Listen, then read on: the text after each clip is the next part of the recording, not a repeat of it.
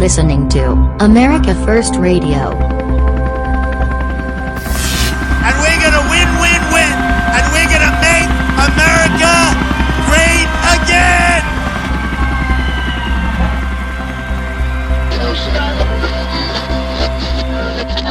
Here is your host, Paul Adams. You know, it's a good thing I didn't do this episode right after the debate on Monday. It's just a good thing I took a few days off to really regurgitate it and to listen to all the other commentaries.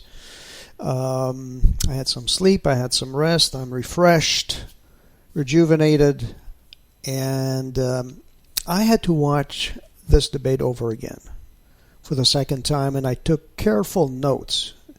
Detailed notes.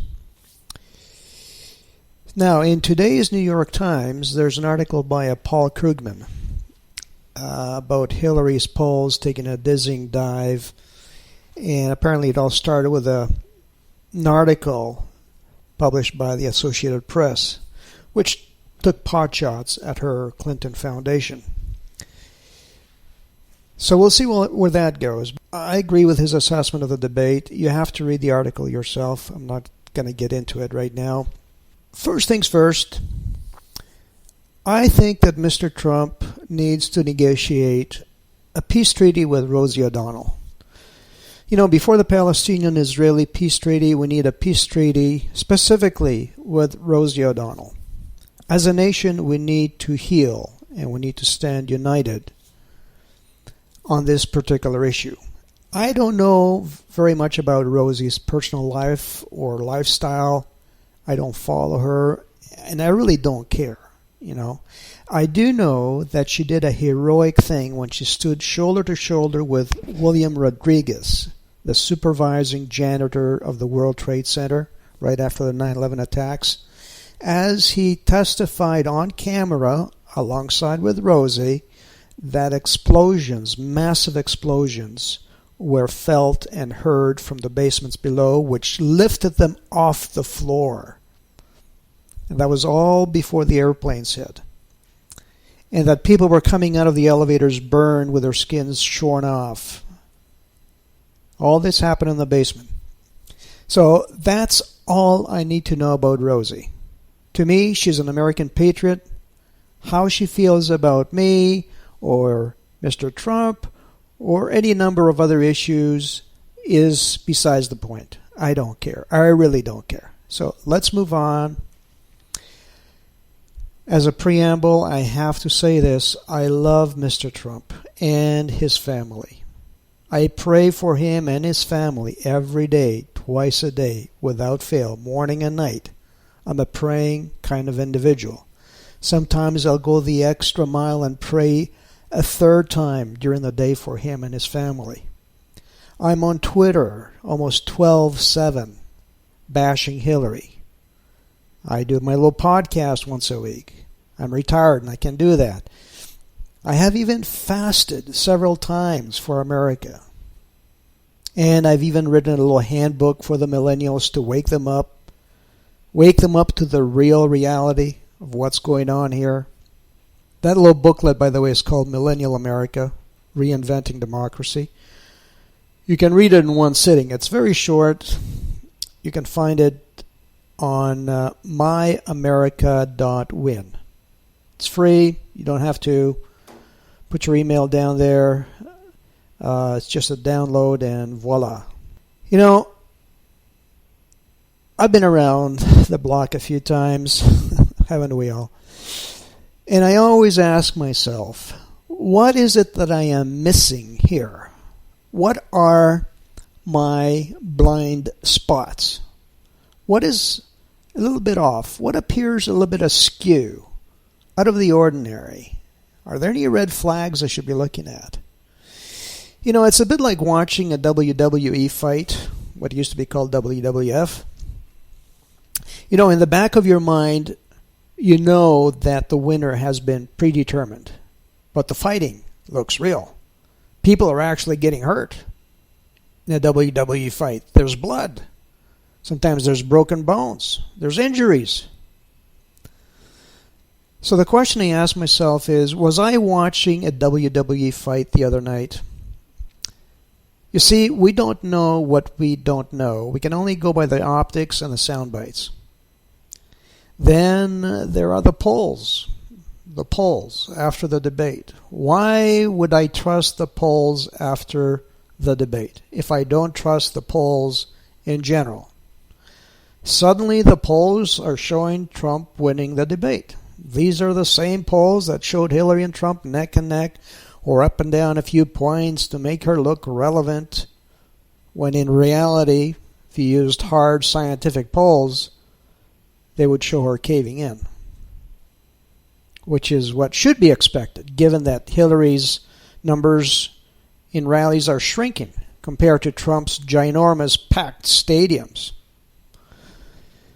But then I ask myself, where have I seen this movie before? Well, I saw it with Bernie when he was packing the stadiums in the primaries. I saw it when Ron Paul was packing the stadiums when he was running against Romney, who was barely able to fill small town halls. So, excuse me if I'm being jaded and super skeptical and critical here. You see, I haven't owned a television set since 2008, and I do mostly all of my own thinking. You'll find it very liberating if you try that.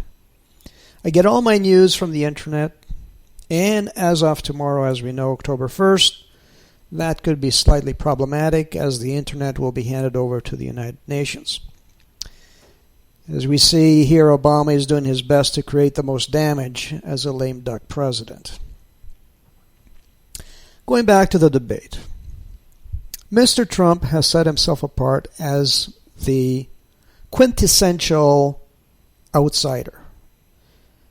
And an outsider cannot talk and jest like an insider. One thing you can never accuse him of is posturing like a politician, of being robotic. So he goes to the other extreme, the other end of the spectrum, and he wings it, and he becomes politically incorrect. It's all part of the branding. I get it, okay? I get it. In my last episode, I said God would see to it that Hillary does not win, that this was a showdown between the forces of good and evil, and maybe this last debate was all part of God's playbook, because I'm convinced that Mr. Trump, after all the prayers on his behalf, is being inspired. So, watching Mr. Trump at that debate on Monday, I thought, surely he's holding back here.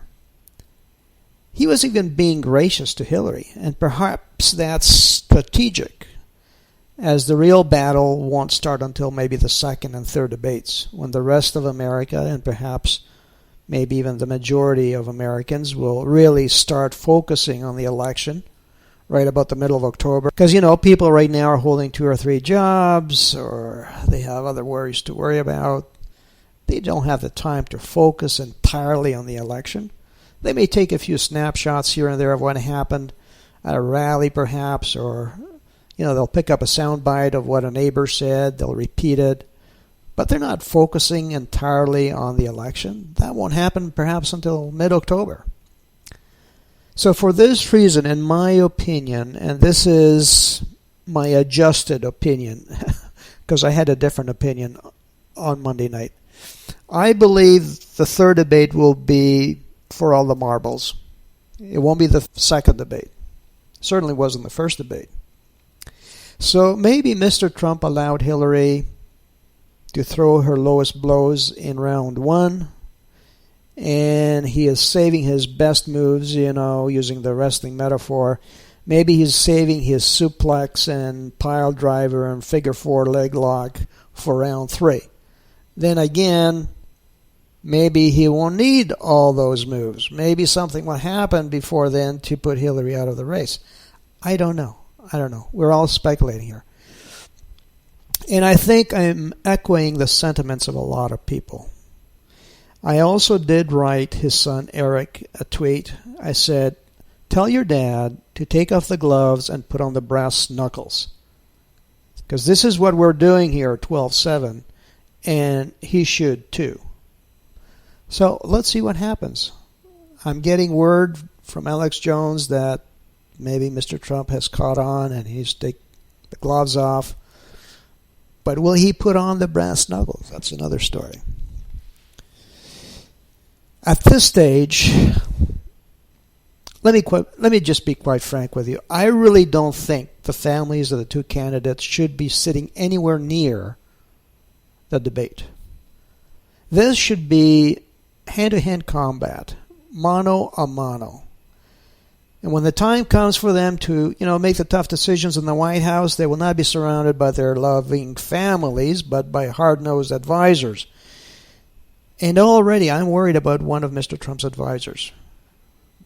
But he can fire him at a later date. He's not cast in cement.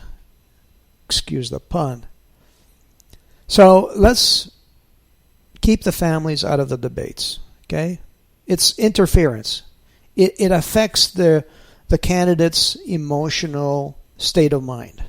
The other weak link that I see here is the Ivanka-CHELSEA friendship, that relationship.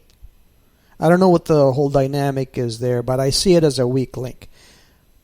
How different would this election have been if these two were not so tight? Can you see how it could maybe be creating a strain in Mr. Trump? He can't really be himself because of that relationship. He doesn't want to hurt Chelsea, doesn't want to hurt Ivanka. There are things he wished he could say, but he just can't say them because he doesn't want to offend anybody. And I wonder, in the same breath, if the families of the Benghazi heroes were sitting in the audience, if Mr. Trump's comments towards Hillary would have been different. I wonder if some of the Iraqi mothers who lost their children, if they were sitting in the audience, how would that change Mr. Trump's demeanor towards Hillary and Hillary's demeanor also? And then, of course, there's the other unknown. These are the mysteries of this election. What if the election is stolen? Especially when you hear about the Department of Homeland Security being in the hen house to monitor the voting. What if all we're seeing right now is WWE? What will happen to America then? Will we protest or just roll over? Are the globalists stirring an epic potboil? Are they setting us up? Is the pressure cooker about to explode?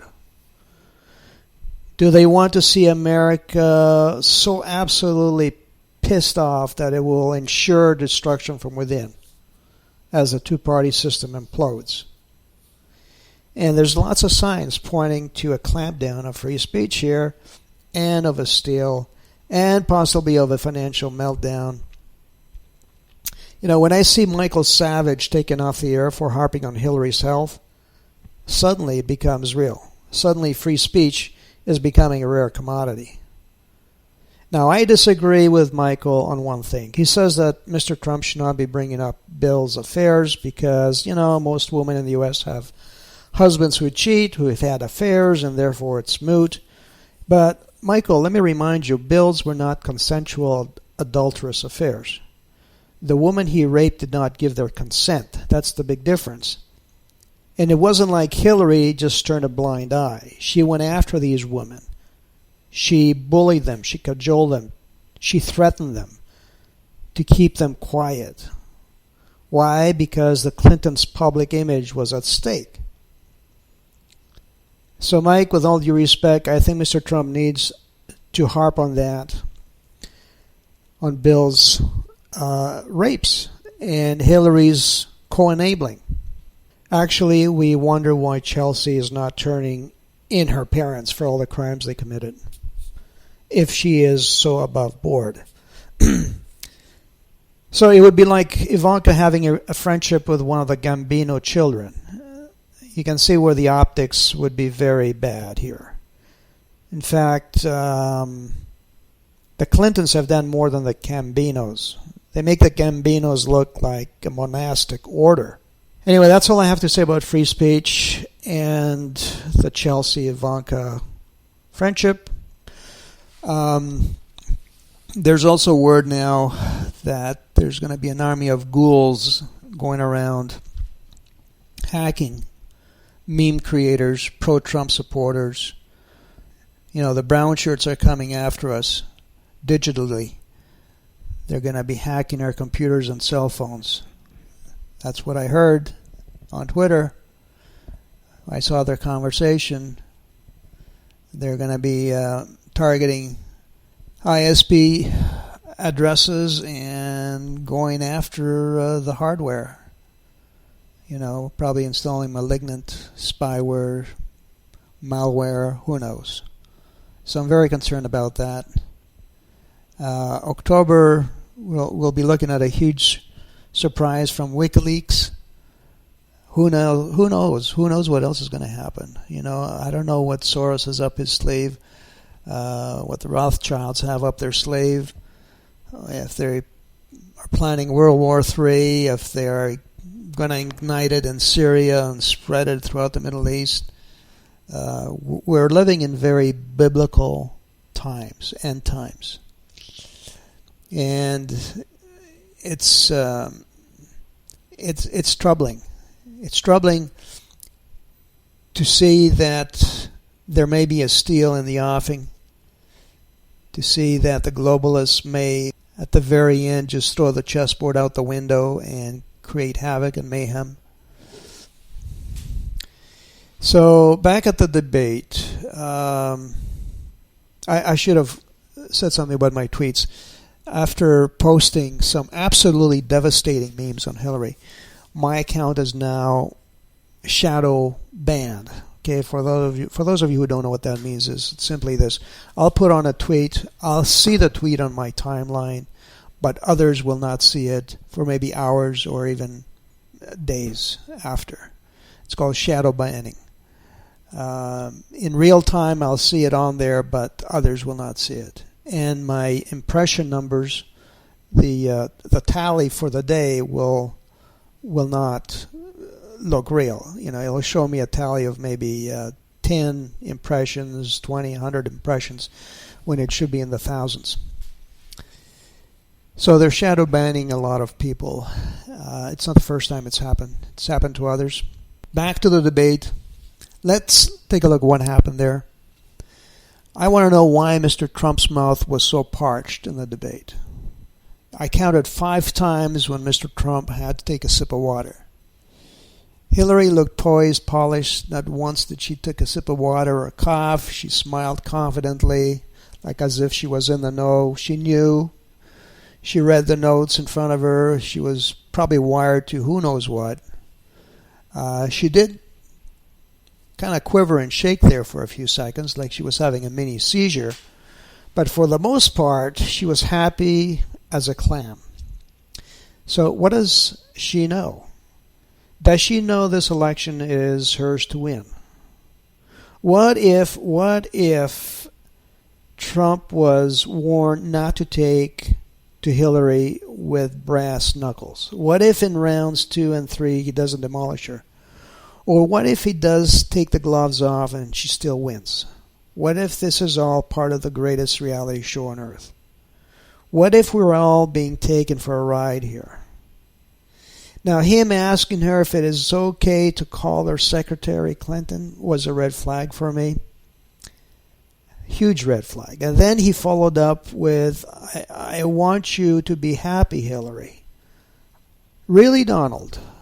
While we're doing Battle for America 12/7 on Twitter, bashing, broadsiding, and pulverizing Hillary to smithereens on her every flaw, on her every crime, you want to make sure you don't trigger her and that she's happy? What am I missing here? Maybe it was a feint on his part, to throw her off balance. Maybe that's all it is. Or maybe they told him to lay off her. Either way, for us foot soldiers, and you got to know, Mr. Trump, that there are thousands of dedicated foot soldiers doing battle on Twitter and probably Facebook. I deleted my account on Facebook. I don't want to have anything else to do with Facebook because I know what they're up to. For us, that was a huge letdown, a huge disappointment to see you try to accommodate her, to be nice to her. I couldn't sleep that night. After the debate, I lay awake thinking about it all. I was up till 4 in the morning. First time it's happened in a very, very, very long time. I only had about maybe 3-4 hours sleep that night. Again, I don't know what's on Mr. Trump's mind. She handed him a ton of opportunities to pounce back on her. And he didn't even try to pounce back on her. It was almost like she was throwing him off with the opportunities. So I was thinking, what's going on? By now, he should be like a kung fu master. His moves in reaction to her moves should be fluid, effortless. He should be able to counterattack in his sleep. For example, the woman issue, which she left for the very last. Clearly it was a below-the-belt punch. Why near the end of the debate? Because people will most readily recall the last 3 minutes of anything shown to them.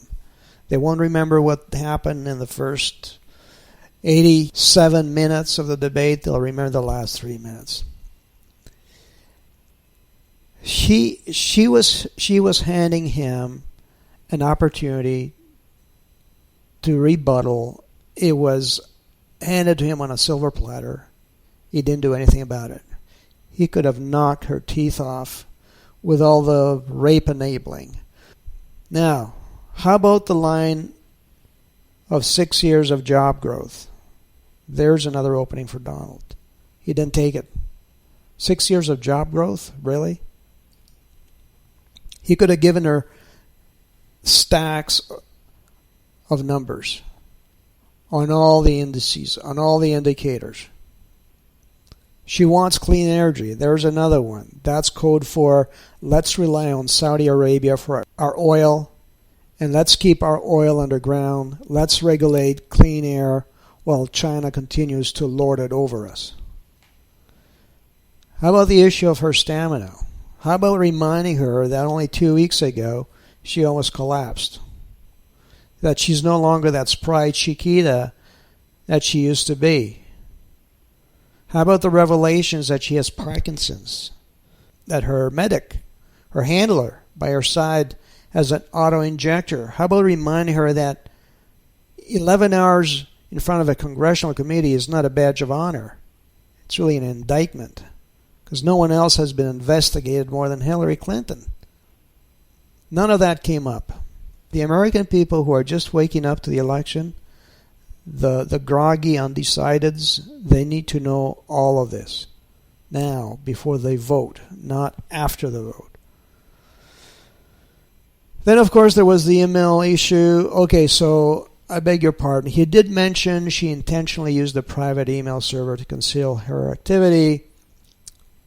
And he did mention that her staff took the fifth, which implies collusion and obstruction of justice.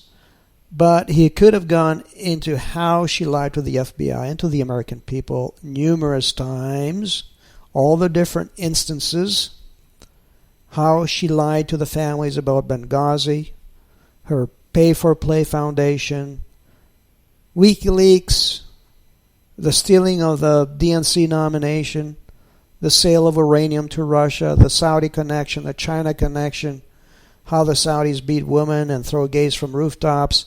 He could have pummeled her on the latest scandal, which just surfaced, where it's now discovered she had been selling ambassadorships while Secretary of State.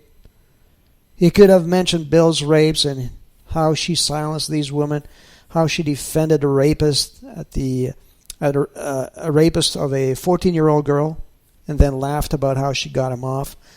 So much meat there. You got to give him points for mentioning Debbie W. Schultz and the steal of the Dem nomination. But he could have gone further by blaming Hillary Clinton for hiring Debbie Wasserman Schultz in essence rewarding bad behavior. And then there's Whitewater, Laureate University, Travelgate, how she was fired from the Watergate Commission by a high-ranking Democrat, how as a young lawyer she represented Black Panthers who killed cops, a plethora of material to draw from. So for us little people who are bashing Hillary day in, day out, it was a huge letdown. To see our champ play the rope-a-dope and tell her, I want you to be happy. Is it okay if I call you secretary? Because all that's doing is legitimizing her. It's validating her criminality. You know, if it was me, if I was Mr. Trump entering that debate, first I would have thanked my audience, the American people, my parents, the moderator, the veterans. I would make the thank you preamble very long and tedious. But then the first words that would have come out of my mouth would have been, with all due respect, I would like to know why I am debating a criminal like Hillary Clinton. That's it. Wham, pow, knockout in the first minute. And then forget policies, okay? They are moot. At that point, they are moot. Because all she will tell us is what we want to hear at this point. She has done this before. Even Obama has said, and now, we know what he said. She'll tell us anything and do nothing. That was back in their 2008 election campaign. Those are exactly his words. The way he opened up his narrative, there was no preamble, there was no thank yous, no intro, just let's get right down to business. That was another red flag for me. Huge red flag was like saying, okay, I have to do this and the system is rigged in her favor.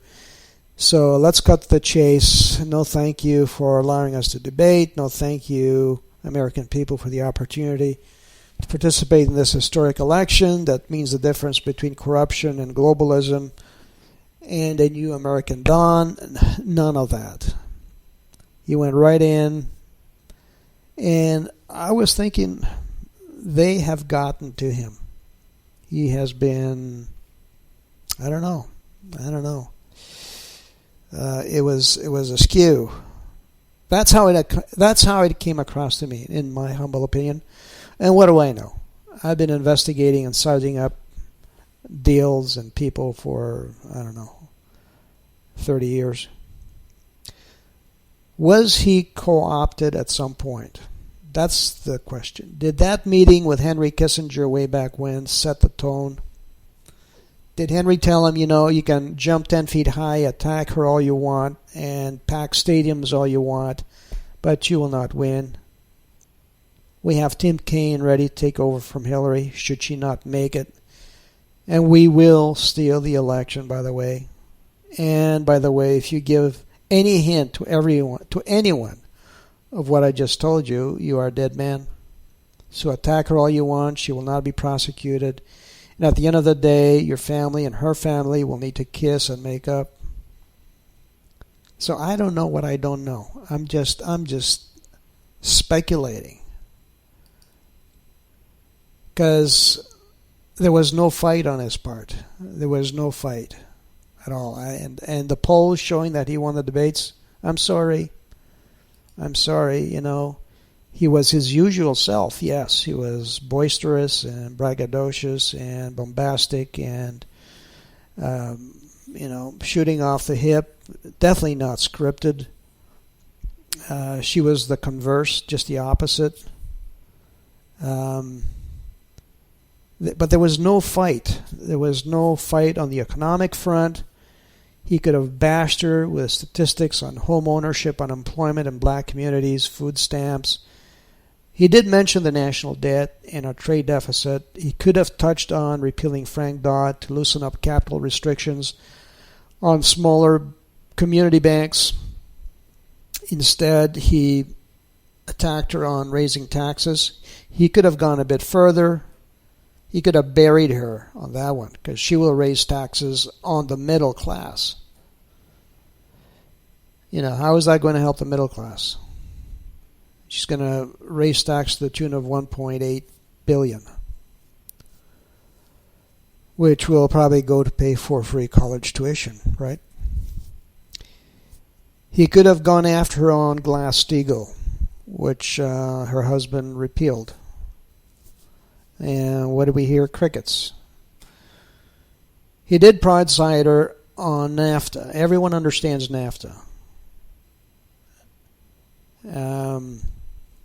Look,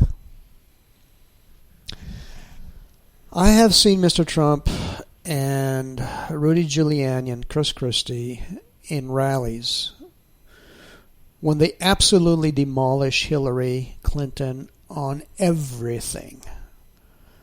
On the emails, the pay-for-play, perjury, obstruction of justice. It didn't happen Monday night. And again, I ask myself, why? Maybe he was soft on her to let God do his thing in the end and give God the glory. I don't know. Because by everyone's account, he was just too nice to Hillary. I want you to be happy, Hillary. No, we want her in jail. We don't want her happy.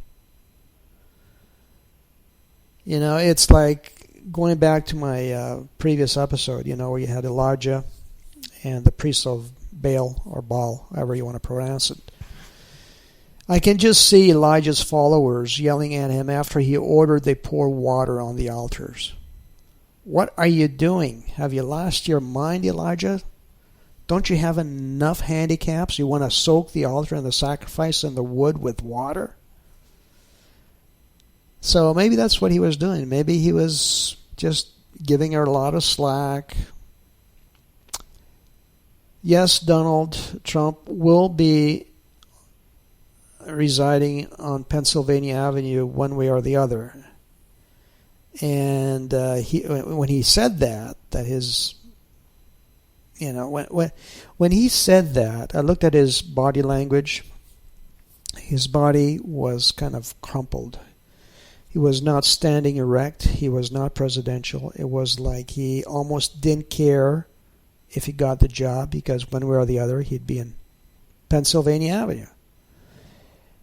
Now that he has opened up his hotel in D.C., but where will America be come November 9th if the election is stolen?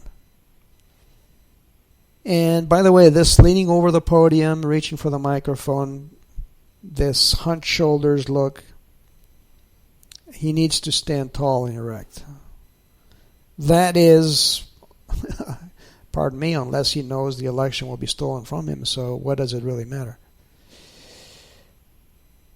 I've listened to Mike Savage and Alex Jones, Roger Stone, and others talk about this debate and what's coming up in October. We know that George Soros has shorted the Dow Jones Index to the tune of $2 billion. He's betting the market will collapse in October. We see the demonization of Assad and Russia continuing unabated. And any kind of no-fly zone over Syria will be considered as an act of war towards Russia, according to the Russians. So the Middle East is shaping up to be a very fragile, flammable powder keg. And you can bet your bottom dollar that Soros will fund more violence on the streets right up to the election. And I saw this most bizarre poll making the rounds on Twitter by someone, Funny Animals, at Funny Animals. He asked, if Hillary stole the election, would you support dividing the United States into two or more brand new countries? What kind of question is that? Who would ask that kind of question? I mean, he's supposed to be a Trump supporter. There's a lot of people posing as Trump supporters, believe me, okay? They're not Trump supporters. But who and why would ask such a question? He got 630 votes, and guess what? 75% said yes, they would support the United States being broken down into 2 or more brand new countries. See, this is what the globalists want. This is almost like preconditioning. This is almost like getting us ready for the inevitable. They want to see America balkanize into regions. The western region, southern region, eastern region, northern, central. So we can only keep praying for America. I would like to end on this note. I've been putting off this for a long time. It's not politically correct, you see. And you see, I don't have anything against gays or lesbians. I want them to have equal pay in the workplace. I want them to have hospital visitation rights, survivalship rights, and all the other legal rights that are enjoyed by straight couples. I have a good friend who is in a gay relationship and with who I get along famously. I have a 100% post-operative transgender friend who I have dated even. I consider myself a pretty decent, likable person. I will take the time to listen to anyone's story. Okay, I don't mean to blow my own horn here, but on average, I think I'm okay. Now, here's what happened on the day the Supreme Court adjudicated in favor of gay marriage. I was in a hardware store, and the television was on, and the story was just breaking. And it's hard to explain what I saw in my mind's eye, okay? But it was like a flash, and I saw crosshairs. You know how you have a gun sight and a scope? I saw the crosshairs roll across America and just lock on to America. And the thought came to me in a flash that God's crosshairs are on America. Now, you may think I'm whacked out, that I'm a bigot, I'm hallucinating, that I'm a homophobe.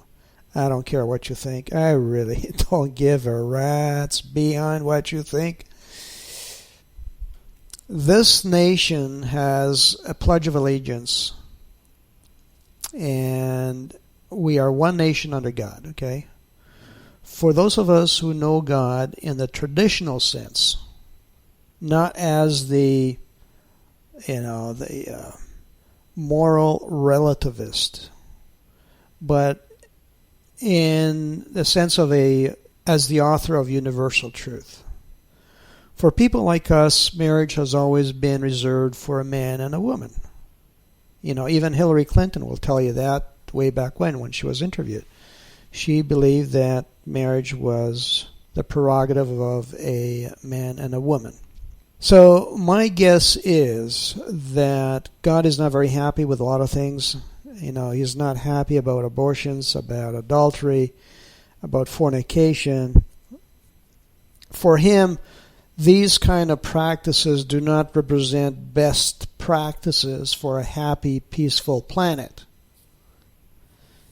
And if that visual of the crosshairs is any indication, I believe that the legalization of gay marriage may have been the last straw. So let's see what happens. So that's my 2 bits for today. Until next time, God bless America, and God bless Mr. Trump.